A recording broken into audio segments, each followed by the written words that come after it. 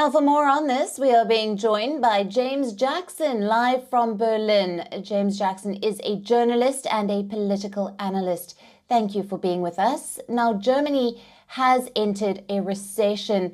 What will be its impact on the larger European Union and the global economy?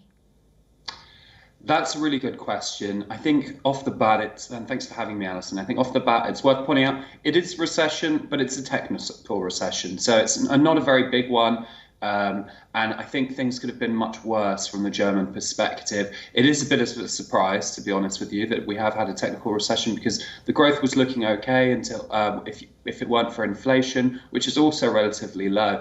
But I think this is shows that once again shows how wrong Germany was to invest so much into Russian gas and put their energy security, and now it turns out their prosperity and their economic security relying on a dictator, Vladimir Putin.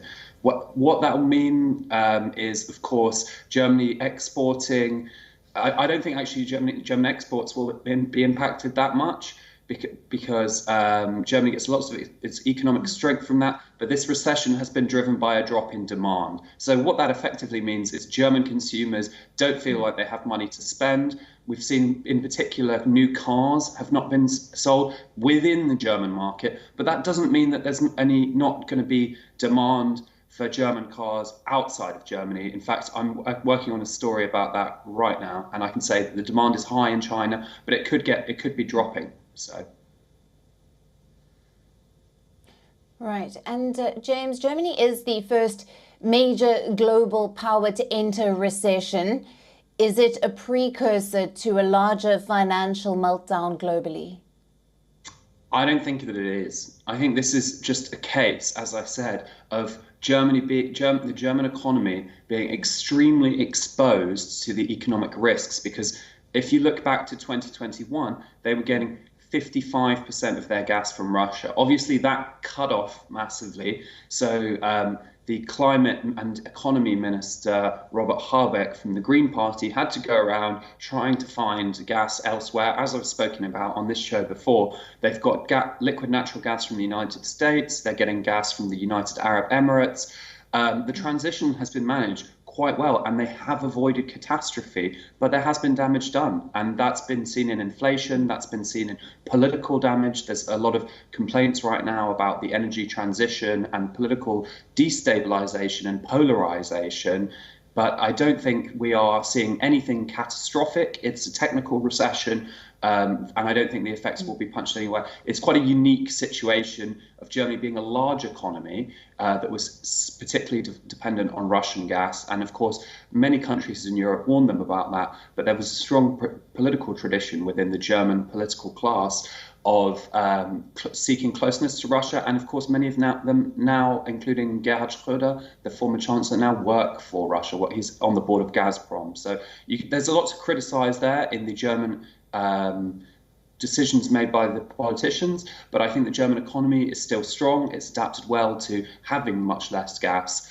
and we are just unfortunately seeing the same impacts everywhere of inflation and a reduction in demand in household goods because they've got more expensive. Right.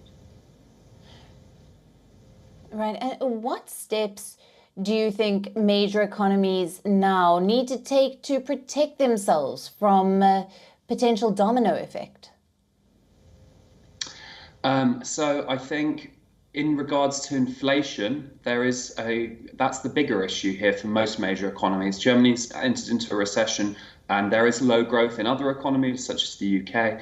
But I think some economies such as France are actually doing quite well, better than expected. And I don't think there is much risk of it catching, of the sort of fire catching and a chain reaction effect happening.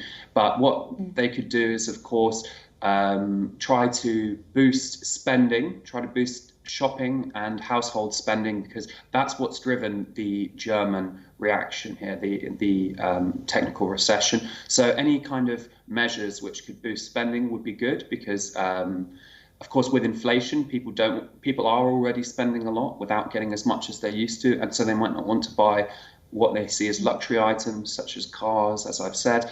So anything which can boost that spending, because actually household savings are not looking too bad in Europe from what I've seen. Right. James, thank you very much for being with us on this broadcast and your valued insights there. Thank you, Alison.